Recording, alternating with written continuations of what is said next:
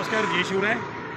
मी आता चित्तोडगडच्या नगीना बाजार म्हणजे त्या काळातील ही बाजारपेठ असायची.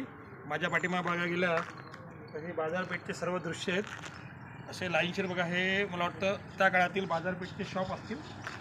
आणि ही सुंदर कलाकृती आहे ती जेव्हा मुघलांच्या आक्रमणाच्या टायमाला ही बाजारपेठ तुटली असणार. आणि पाठीमागं पण समोरच्या बाजूला पण गाडी आहेत. मोती बाजार, दोतर्फा मोती बाजार. त्याला मोती बाजार किंवा नागिनी बाजार बोलतो. जशी आपल्या रायगडवरती जी बाजारपेठ आहे हुबेहूब त्याची प्रतिकृती आज राजस्थानला बघायला मिळते. म्हणजे आपला जो रायगड बनवला तो महाराजांनी नक्कीच काहीतरी आर्किटेक्चरचं असं उत्तर सुंदर उदाहरण ते आता इथं बघायला मिळत आहे चित्तोडगडवरती. आणि आपल्या रायगडावरती हुबेहूब इतिहासाची पुनरावृत्ती ही रायगडवरती झाली आहे.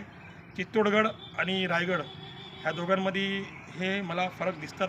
तर नक्कीच तुम्ही चित्तोडगडला आले या बाजारपेठला भेट द्या.